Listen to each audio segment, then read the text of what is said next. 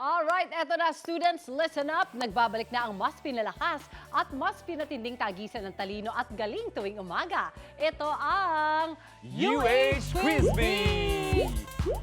Sobrang dami nag-aamang ng segment na to, Yeah. kaya kasi pati ang viewers natin nakikisagot din sa mga tanong. Correct, at mahihirap ha. Simulan na natin yan agad. Quiz Bee Masters, Lynn at Sean. Simulan na ang mas pinatinding UH Quiz Bee. Eto na! Nagbabalik na ang tagisan ng galing at talino dito sa UH Quiz Bee! Maksay, ready na ba kayo? Mukhang ready na sila kasi masarap yung almusal nila this morning eh. Nako, busog na yata ang mga kasama natin dito. Yes, kaya maraming salamat sa Enlin's Bake Shop para sa mga ensaymate ng mga students natin this morning. Okay, so oras na para kilalanin natin ang magtatagisan ng talino ngayong umaga. Umpisa natin with... Player number 1, Angelo G. Hermino Jr. from grade 12 Zara is the National Robotics Championships 3rd place. Overall rank 2 in the top performing students individual category.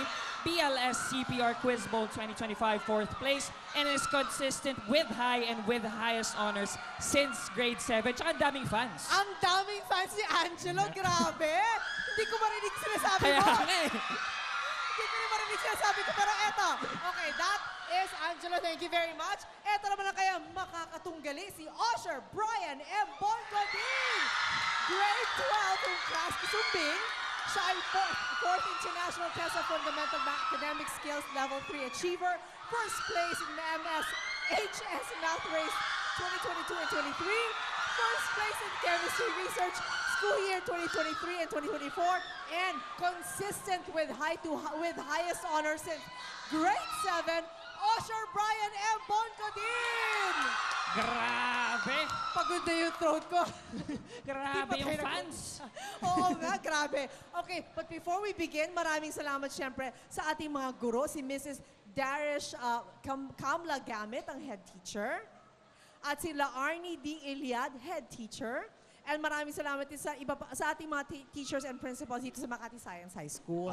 Okay, ito sisimulan na natin pero bago yan, paunahan lang tayo pumindot ng buzzer, okay? May 5 seconds para sumagot. Pag hindi nyo naman nasagot, may chance to seal yung kabila.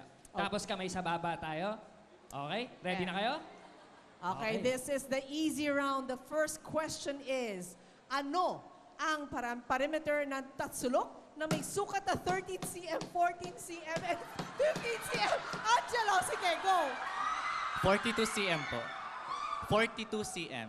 42 cm with 13 cm, 14 and 15 cm. Actually, that is correct! Another ito, question number 2.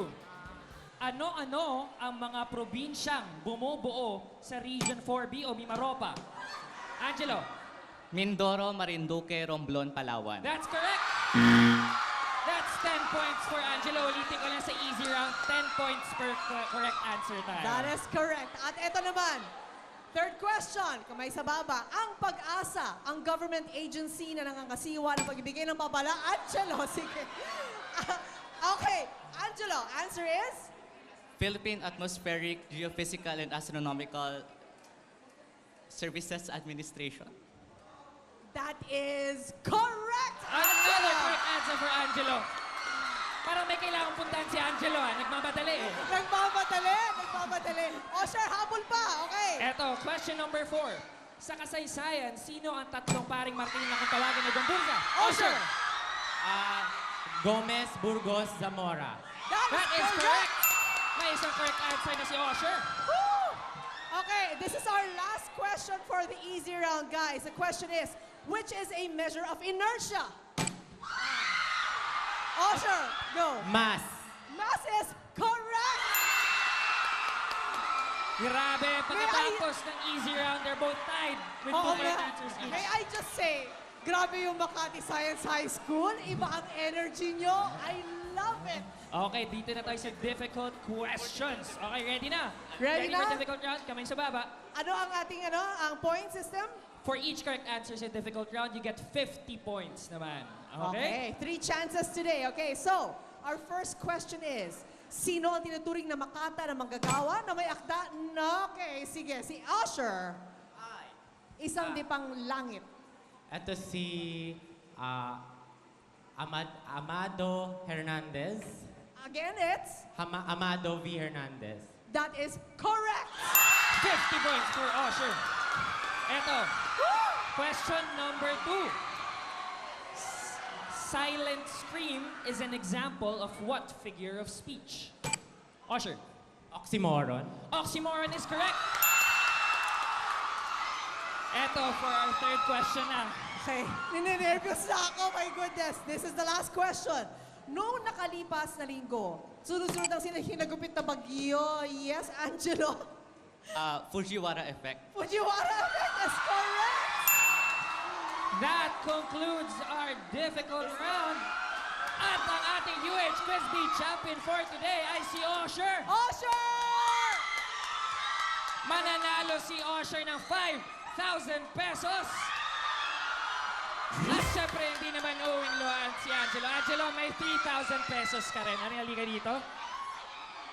Ayan. Ah, Ang gagaling ng mga taga Makati Science High School, hindi lang sa kanilang Quiz Bee practitioner, kundi kayo rin, mga estudyante natin at mga guro. Maraming salamat sa inyo. Thank you. Ang galing ng ating mga magkakatunggali dito. Kaya nga, congratulations kayo. Ang dami magpapalibre sa inyo ngayon.